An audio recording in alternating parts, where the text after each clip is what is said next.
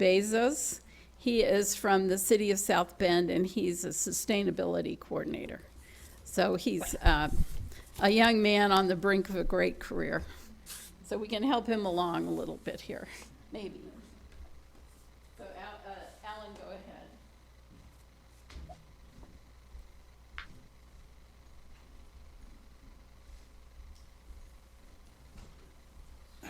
So, good morning, everyone. I'm running Zoom today, too, so we're jumping back and forth. So I just wanted to give a very quick overview of the Indiana Climate Change Impacts Assessment. And my co-authors I want to acknowledge. So Mike Baldwin at Purdue and I were the leads on the climate working group.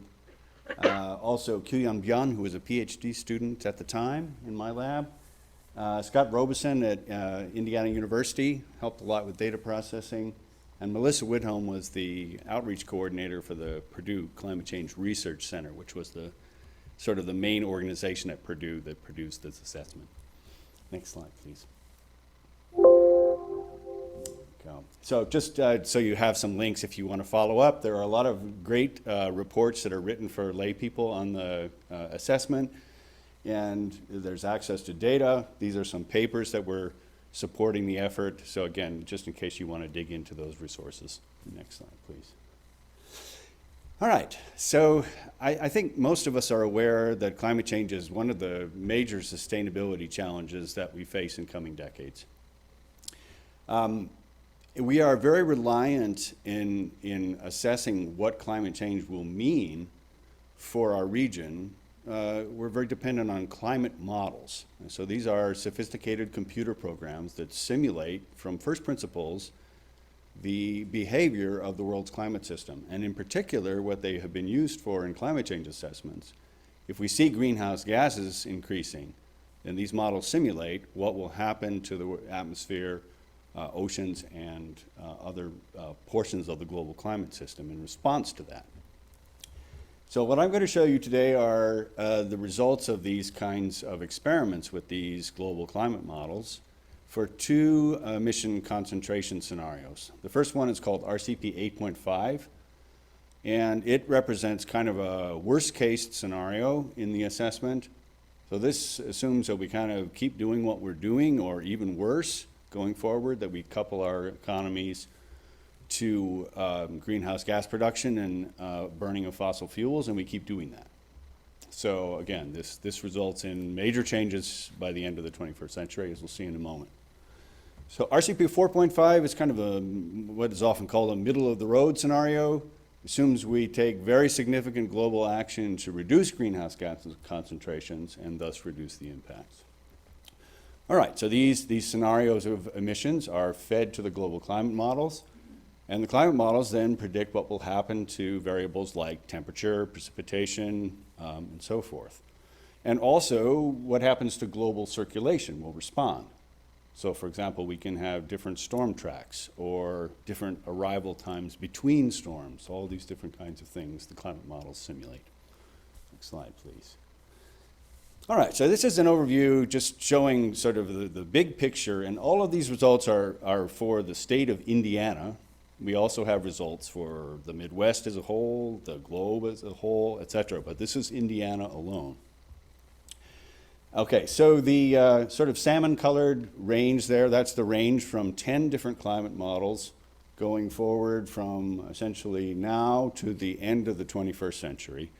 And the salmon-colored ones are for RCP 8.5, the worst-case scenario.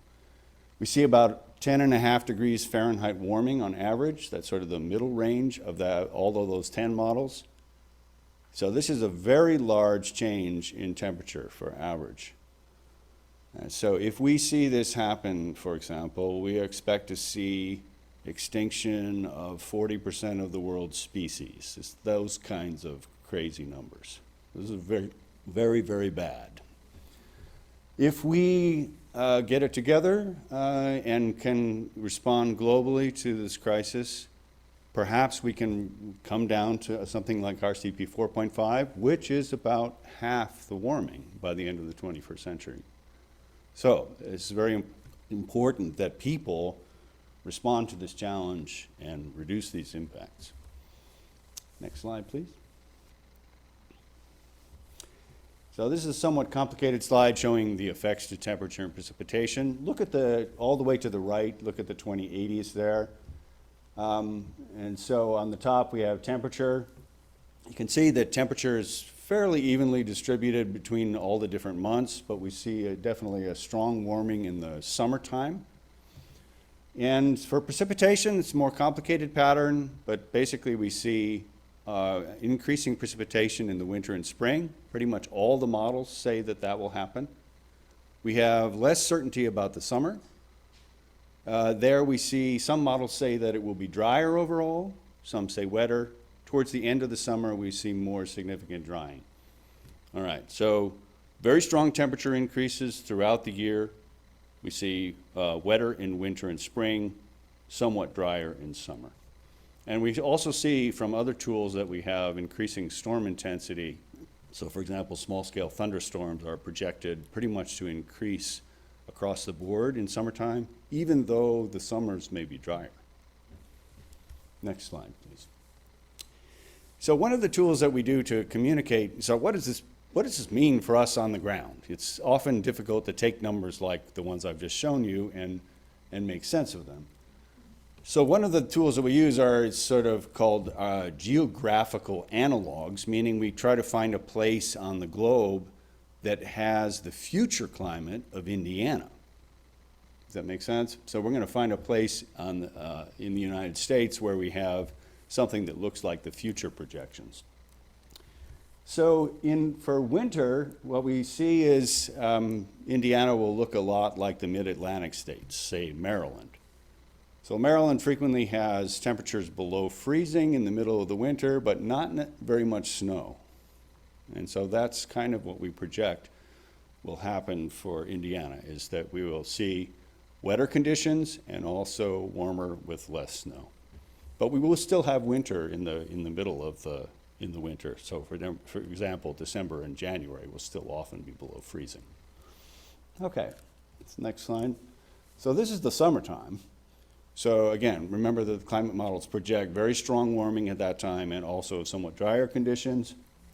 And we see that means for the 2080s, we might see something like Houston is what South Bend will be like, and Indiana as a whole.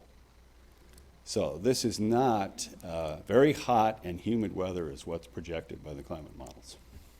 Okay, next slide, please. All right, there are many ways in which these kinds of changes will impact our lives. And I'm, in the interest of time and giving Alex the time that he needs, I'm going to just really talk about two: extreme heat and humidity, and then flooding and stormwater impacts. But there are many others. And I think, outdoor recreation is another one that really affects many of us here, I think. Next slide, please. All right, so we have extreme heat. So these are what we've done here is just take some counties in different parts of the state. So in northern Indiana, it's pretty much right around South Bend. And then near Indianapolis and Marion County, and then down south in southern Indiana, we have one county down there as well. So there's actually a pretty significant difference between the climate in southern Indiana and northern Indiana. All right, so for example, in southern Indiana, if we track the number of days per year that are above 95 degrees Fahrenheit, there are on average, about 10 every year. For the 2080s, RCP 8.5, so the worst case in the 2080s, we expect to see 100 days per year above 95 degrees Fahrenheit. So huge, huge change. Now a little bit better here in South Bend, we have typically three days per year on average above 95. That's projected to increase to about 60 days per year. And similar for Chicago. So as you can imagine, in urban settings where we have vulnerable populations, these kinds of extreme heat scenarios require a lot of planning and adaptation to ensure that those who are most vulnerable can find heat refugia or other things. Our basement would be a really great heat refugia, actually, in South Bend. So that's something maybe to think about. Okay, so extreme heat, very important. And so, go ahead, go ahead. So certainly human health, in cities particularly, heat, humidity, air quality, all expected to degrade. Outdoor work and recreation, it may actually become very difficult to work outside in the daytime. So we may see people moving to doing construction projects in the night. That's some of the kinds of things. Agricultural impacts. Corn does not like high temperature. We may see major shifts in agriculture to crops that do better in very warm conditions. Or possibly the land would be fallow even if we can't find a good crop for that temperature. Terrestrial and aquatic ecosystems, we expect to see major increases in water temperature in the Great Lakes and in rivers that feed the Great Lakes, and this has important implications for ecosystems, forests, fish, and wildlife. And energy supply and demand also is a very important factor, particularly in the summertime when we see these dramatic increases in temperature. Next slide, please. All right, so the last one I want to talk about, and I'm going to go pretty quickly here, is rain versus snow. These are numbers, again, for those same three counties in North, Middle, and Southern Indiana. And this is the percentage of precipitation from November to March, so this sort of typical snow season, that falls as falling as snow. So I can't read the numbers, 36% I think for St. Joseph County. And you can see as we go forward in time, those numbers decline. So as we have more and more warming in the wintertime, we see less and less snow essentially, instead we have rain. Now keep in mind that the amount of precipitation is also going up.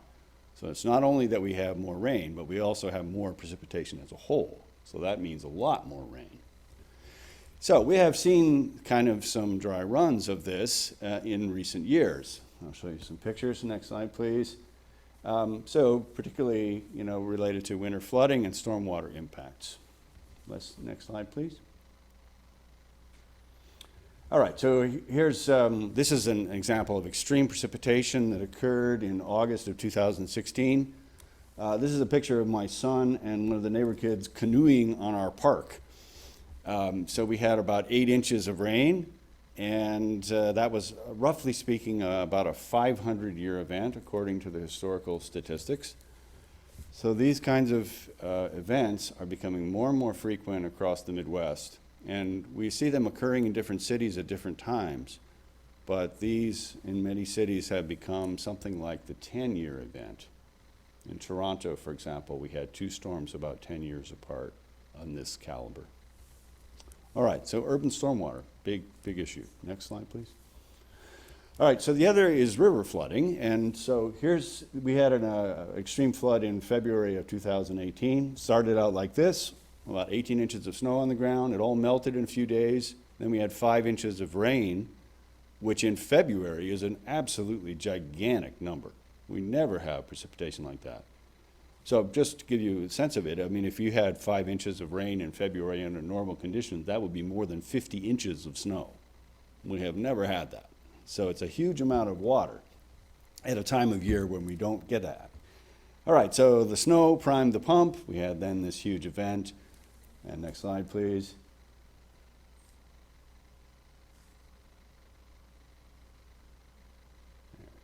Okay, so we had this extreme river flood and so by the numbers, this was a 2,400-year flood. That's kind of an amazing number. That's what you get if you just run the numbers. And again, we had a lot of groundwater flooding and those kinds of issues. Next slide, so just to show you that hydrologists are not immune to these kinds of impacts. Here's Nokomis Park. Once again, you'll notice now this is river water. Before, the other picture, it was clear, right? Now we see this muddy river water coming into the park. Okay, next slide. Here's my basement. So the water was about knee-deep in my basement. Those people who didn't have a backflow preventer on their storm drains, they got sewage coming into their basement, so I avoided that. But with the storm drain closed to stop the backflow from the sewage system, then we had all the groundwater flooding, and it basically just filled it up like a bathtub. So I had to buy a 4,000 gallon per hour pump, and it took 2 hours to pump that out.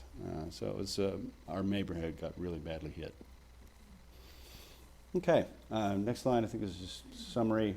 So the future projections suggest a 45% increase in the 100-year flood for the St. Joseph. But I think we have already seen impacts that exceed this, which raises a lot of questions. Next slide. All right, so just a few conclusions. I've covered these, so you have them at the end. And so hopefully Alex can give us a sense of how this fits into the sustainability landscape. And we'll have a question and answer session after the service, just in the interest of time. Thank you.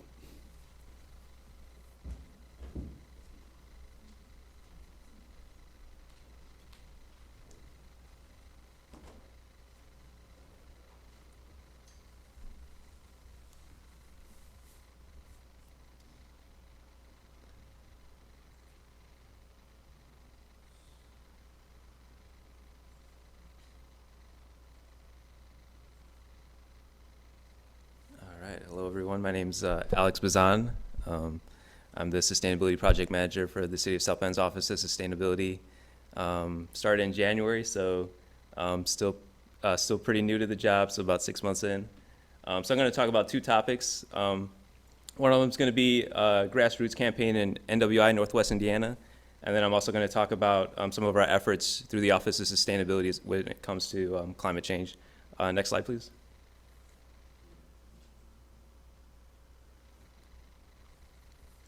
And in addition to those two topics, I'm going to tie in two themes. So one of them is, we've heard a lot about the climate movement. So like, where is the climate movement happening, right? Where do we see that here locally in the Midwest? Is it happening, and who's a part of it? Next slide, please. So I'm going to talk about this grassroots campaign. So in February 2020, in Highland, Indiana, they organized this event. It was called the Climate Action Blitz, it was an event just before they officially announced the pandemic. And so I just happened to be back in the area. I actually was living in Highland. I was previously living out of state, and I was looking for new opportunities. And I just happened to go back to the region where I grew up.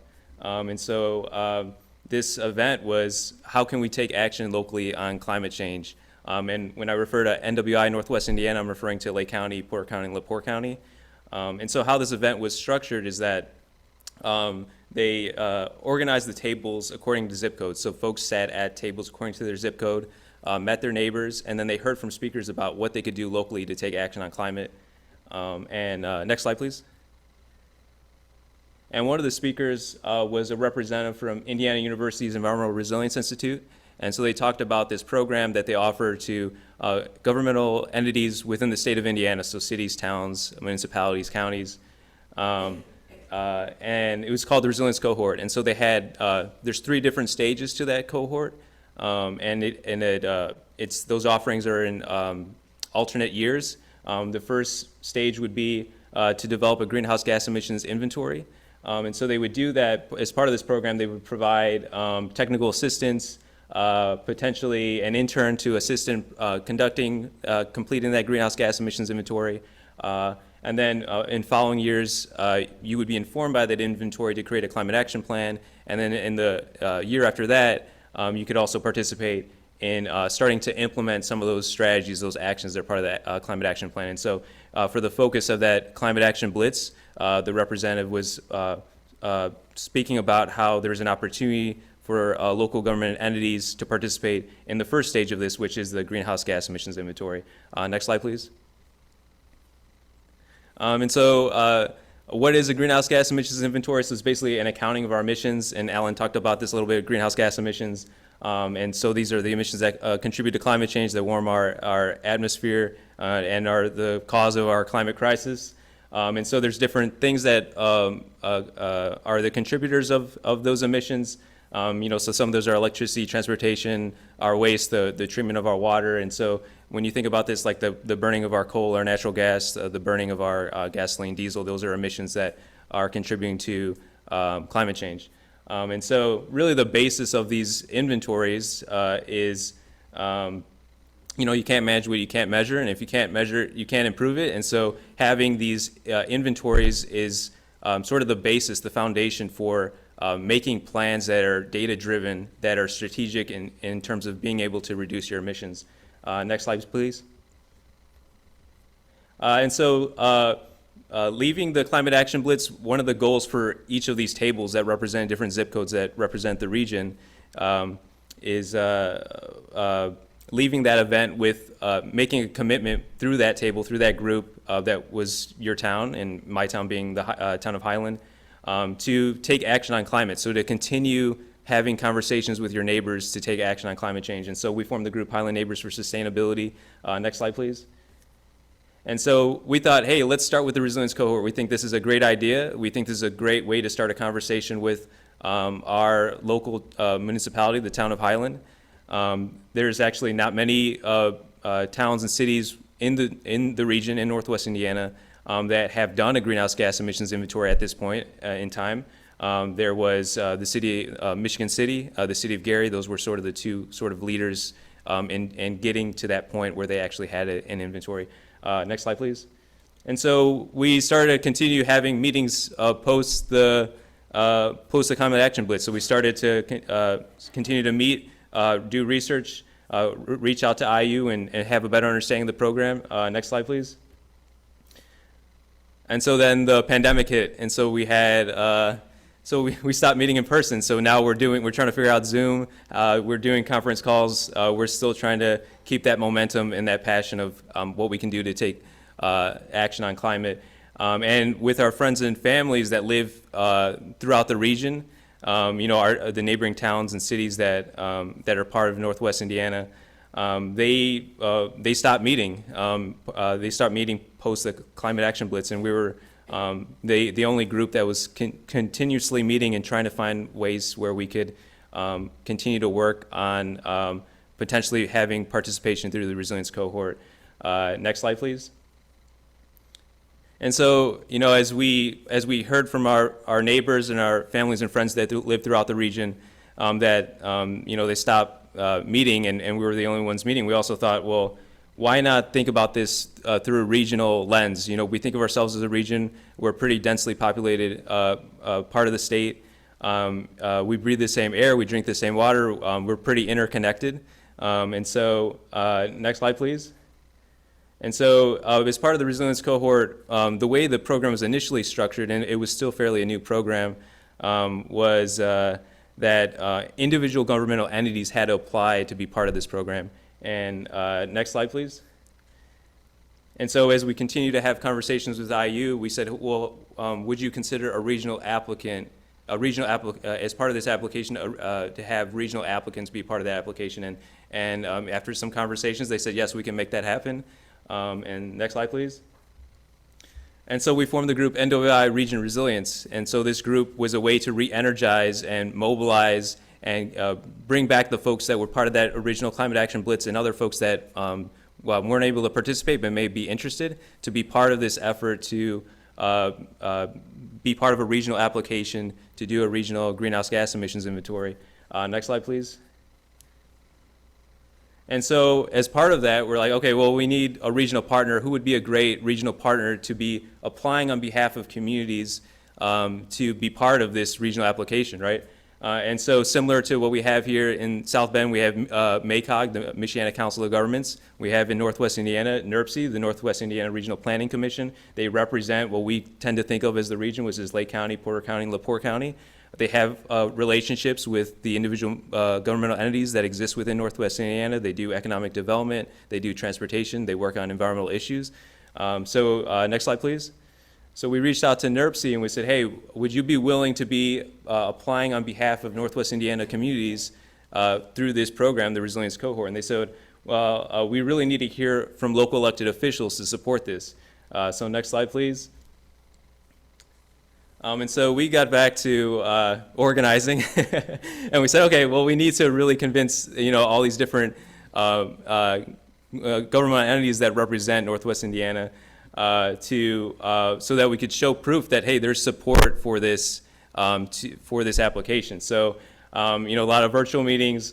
We ended up, developing email campaigns, phone campaigns. We're leveraging different folks' networks. And then at times we would also meet in person through social distancing and wearing masks. And that translated into fact sheets and then eventually pitches where we would present to local elected officials, whether that's one-on-one in the park with masks on, with social distancing, or whether that was virtually where we would present at study sessions that council members tend to have, or during formal council meetings. Next slide, please. And so this is sort of like our first version of the fact sheet, and basically what it's describing is what's this resilience cohort, what is a greenhouse gas emissions inventory, why is it important, what's the cost, and by the way, like the cost is cost effective. It's no more than $3,000. That's assuming that there's a recommended contribution that municipalities could provide. And typically, if you're to do this privately, an inventory could cost as much as 10, 12, 15 grand. So, really cost effective, highly subsidized program. Next slide, please.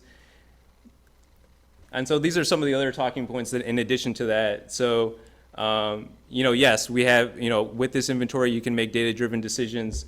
There's other benefits as well. So if you reduce your emissions, you can improve air quality. We have emissions testing in Northwest Indiana, so that's a major concern. We also, reducing emissions leads to mitigating the effects of climate change. There's also opportunities through this, through reducing emissions, to create a more resilient region, a more equitable region. There's also a component of this program which is where you have an intern that conducts the inventory. So there's really that opportunity to support local college students, mitigate the effects of what's often described as brain drain, where we cultivate all this. We channel in all this time and energy, and we cultivate all this talent and skills in our students from all these great universities, and then oftentimes they leave the region or leave the state as a whole. So here we have an opportunity to have students that grew up in the region or just in the state that could contribute their skills and their talents to this inventory. And then of course there's that economic competitive advantage with all this, where you have the data and you can think more systematically about how you plan as a city, as a town, as a county, as a region. Next slide, please. And so these are some other forms of ways that we try to convince local elected officials about that there's support for this. So we had an online petition, and this is really showing, hey, like there's folks within our town, within our city, within our county that want to see this greenhouse gas emissions inventory. Next slide, please. And this is another thing we did. We created a website, so we know that not everyone's on Facebook, not everyone's on Twitter. We really wanted to reach a broad audience. And so we also had a website that talked about, this campaign effort and how they can get involved. Next slide, please. We also had a fundraising campaign, and so this is sort of a way to say, hey, we want to vote with our dollar. And so we had another key partner as part of this was Earth Charter Indiana. They typically focus on youth. They're based in Indianapolis, but they have regional coordinators throughout the state, and so they have one in Northwest Indiana. And so really the focus when we started this fundraising campaign is how can we make this even more affordable for local governmental entities? How can we have also an equity lens on this for the communities that have less of a means to participate, especially the frontline communities, the communities that have the most industry, that tend to receive the most of the pollution throughout Northwest Indiana. Next slide, please. And so ultimately we convinced Lake County to pass a resolution that we drafted and that we worked with them to pass. And then we went back to NERC and they passed their resolution. And next slide, please. And so now that NERC is hearing from is seeing that Lake County is interested, and Lake County, by the way, is the most populated county in Northwest Indiana, in the region. We went back to governmental entities and we started to convince them. Next slide, please. And so there's a host of challenges, and I won't get into all of them, but next slide. Of course, there was the pandemic. There was, it's a very technical campaign, so there's a lot of education that goes along with that. It was also election season. There's also different political parties involved. So those are all sort of the different things we had to navigate as part of this. We continue to fine-tune our messaging. Next slide, please. And then this is a newer version of the fact sheet. So as we continue to have conversations with IU, we had a better sense of what the cost of a regional application would be. We also had a better sense of the timeline. And so, these are things we could better communicate with, the different governments that we were trying to convince. Next slide, please. And so we passed a resolution through Munster, and basically once we passed the resolution through the town of Munster, it was sort of like a cascade of other resolutions that were passed throughout different, throughout the Northwest Indiana. Next slide, please. But surprisingly, where this all came from, which is Highland, we were sort of lagging behind in terms of getting our own town council to pass their resolution. Our council is a conservative majority council. And so it took us a little bit more of a targeted effort to just get their attention. So we had a campaign just to put more pressure on them, just to even have a conversation about this opportunity. And so this is just showing that we finally got an opportunity to speak during a study session. I think it was 20 minutes. We actually ended up, they allowed us to speak for 40 minutes, I think up to an hour, because there was an interest there. Ultimately, they passed their own resolution. Next slide, please. And as part of that, they had to send a letter of commitment. This was through all of the government entities had to send a letter of commitment to NERC saying, yes, we want to be part of this resilience cohort application, this regional application. Next slide, please. And so this is just a bit of a timeline. I won't go through all this. We kind of already talked about this already. But I would say, I would want to highlight for the proof of support. So at the time that we submitted the application, we had over 1,000 signatures. So that was something that we could show to NERC, to all these governments. And then we also fundraised over $15,000 to also show support. Next slide, please. And so these are all the governmental entities that were participating in the program, that were part of the resilience cohort.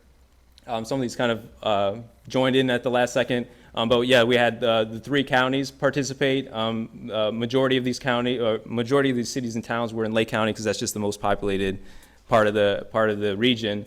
And so we were accepted into the program in January. IU awarded us 2 interns. They typically award 1 intern, so that was a surprise for us. But we also had the understanding that just because we had a regional application, the first regional application through this program, that we're going to need a lot more interns. And so we saw that as an opportunity to also recruit interns from IU and elsewhere that were hopefully representative of the region, our diverse region. And so we actually recruited 4 interns. They actually all happened to be from Northwest Indiana or had ties to Northwest Indiana. And then that fundraising that we did, we actually dedicated those dollars to provide a stipend for those interns that was somewhat comparable to the stipend that the 2 IU interns were provided. And so in May, they started that greenhouse gas emissions inventory. Next slide, please. And so the greenhouse gas emissions inventory is close to completion. They released an executive summary of that. They're just doing some data checks. And all of the communities that participate in that inventory also opted to participate in the following year, which is this year, which is to create a climate action plan. So we made some history for the state of Indiana, which is we created the first regional climate action plan in the state of Indiana. And it's actually one of the few in the country, because there's not that many regional efforts on climate change. So that was a really great thing that we were able to do in terms of just making some history there. Next slide, please. And so right now, NERC, now that we're in the climate action planning phase, this is just recent, I think this past month, where they made a call for a climate action planning task force. Next slide, please. And so this is just a screenshot of that call for participating in that task force. And this past May. Next slide. And these are some of the things they're asking for. So a diversity of perspectives, a diversity of expertise. They want a climate action plan for the region that's representative of our diverse region. That comes from folks that are technical experts and just folks that are everyday residents that have different experiences and backgrounds. And so they want something that people have ownership over and that feels like it's representative of the region. Next slide, please. And so these are the next steps. So right now we're in the process of creating the regional climate action plan, and where the hope, I think the goal is that local governments will be informed by this regional climate action plan to expedite and accelerate their own plans, and which leads to implementation. So there will be some cohesiveness there for sure between the region and all the governmental entities that exist within Northwest Indiana. but it's also allows for hopefully a simpler way, now that there's this framework, for local towns, small and large, to use that framework to make their plans even more quickly, and then to implement those plans into action. Next slide. Okay, so I'm just going to talk quickly about my work here in the Office of Sustainability. So as I mentioned before, I started in January. Next slide. And so good thing is we have a climate action plan. So we started with this, was created in 2019. So the main goal here is to become carbon neutral by 2050. How many folks are familiar with the carbon neutral by 2050 climate action plan? Okay, so we have a couple show of hands here. It's good to know. Yeah, we definitely want folks to know about it, and so that means we have a lot more work to do. Next slide, please. So these are some of our current efforts. So I manage primarily the EASY program, and I'll talk about that in a little bit. But we're also embedding sustainability in every, we're making efforts to embed it into, programs and policies. So one of them being small business programs, so that's the image to the right. Next slide. We also have a workforce training development program that's throughout the whole city, but one of those is a program just for the clean energy workforce. So that's one of those that we put in there by the Office of Sustainability. Next slide, please.